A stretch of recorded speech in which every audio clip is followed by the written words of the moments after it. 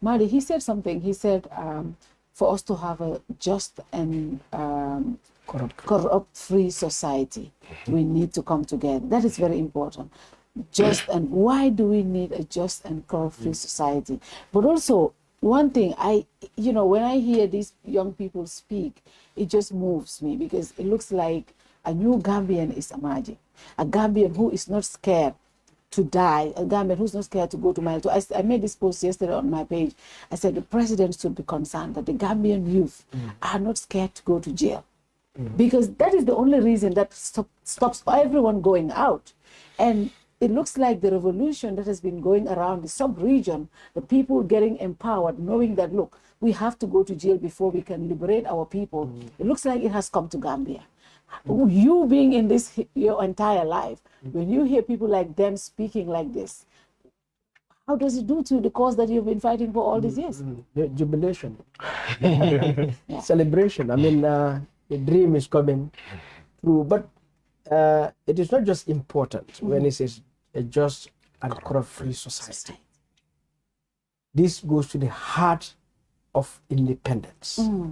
It goes to the heart of anti-colonialism. It goes to the heart of governance. It goes to the heart of development. It goes to the heart of peace. Because when you say a just society, justice is about rights. Justice is about equality. Yeah. Justice is about opportunity. Justice is about freedom. Yeah. Yes, justice is about getting services from the taxes that you pay. So justice is peace. You hear there's no peace without justice. So the whole idea of us fighting for independence is to get justice, to get a just society. So that justice is about dignity, that we are no more colonized people, oppressed people by foreigners, treating us as second class in our own country. This is why we fought for independence. We rule ourselves. So justice is about self-determination. Now, when you understand justice, then you realize when we say good governance, it's about justice. Yes, people get opportunities that they should have, equality before the law, the rule of law being respected, and so on and so forth. When you talk about development, whether it's opportunities in terms of access to goods and services, it's justice. Everybody wants electricity in his or her home. Everybody wants secure communities, well done paved communities, streets. So that is development is justice. Because international law has defined development as a human right. And human rights produces justice. You see, so we have to understand what justice means. And in the first place, therefore, why did we gain independence? When we say good governance, the Constitution, what is it trying to deliver to us? Justice. Then when you say a corrupt-free society, which is also a product and outcome of justice, corrupt-free, what does corruption do? It denies resources that should go to a hospital for our mothers, our women to deliver, children to live beyond 5 years, to not to die from preventable diseases. All right, it's so that we get the quality products, goods and services, whether it's roads, education, healthcare, whether it's sporting facilities or and decisions are taken in a way that they are transparent, that there's accountability, so that there's no mismanagement, embezzlement, or diversion of public funds, public resources to benefit a few against the majority. Yes. That kind of corrupt-free society. This has been our challenge since 1965. We are unable to get it, and because of that lack of justice and the presence of corruption, that is the only reason. Nothing else is the only reason there is poverty in the Gambia. There is deprivation and inequality and all this mess. Look at your neighborhood. Anyone, look at your coin, the streets, and it is not like there is no money here. The money is here. You can build I have said this over and over. Gambia has enough resources. We don't even need foreign aid. We have the resources here. We have the potential to generate wealth here. All right, so that from Banjul to Fatoto, Every public school will be air-conditioned classrooms. Primary schools, secondary schools, universities would be, air-conditioned classrooms equipped with modern gadgets, television sets for teaching and learning.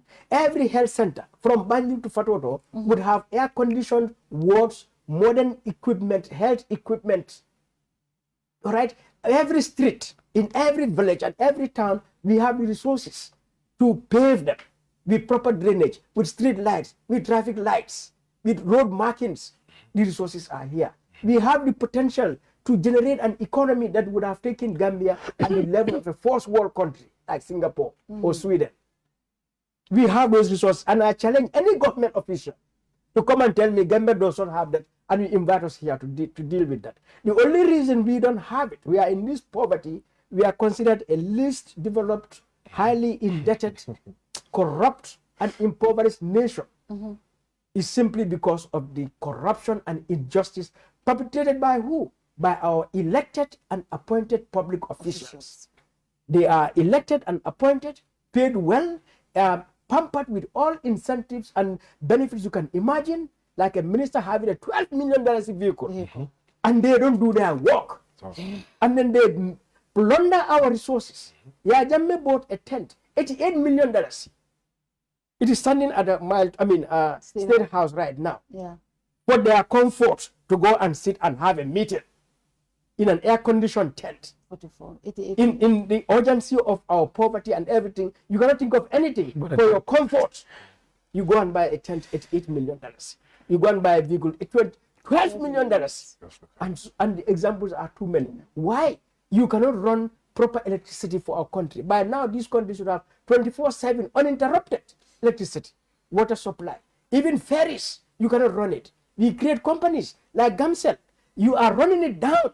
Somebody comes and create QCell or AfriCell, and they are making profit. Yep. Yeah. And you are running down. You create ports. We put ports there. You run it down. You plunder it. Somebody come and take it over within 1 month. They are making profit. So this blatant abuse by our elected and appointed public officials, the president, ministers, parliamentarians, permanent secretaries, directors, these are the enemies of the Gambia. They are the ones since independence plundering this country.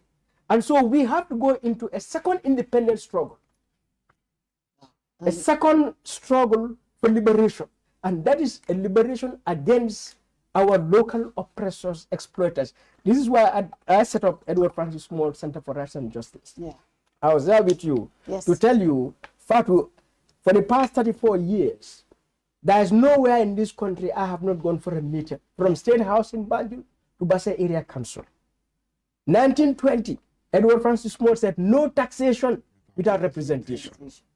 Because our people do not elect their own representatives to decide our tax money in 1920. It was these Europeans who were there plundering us, disrespecting us in our own land.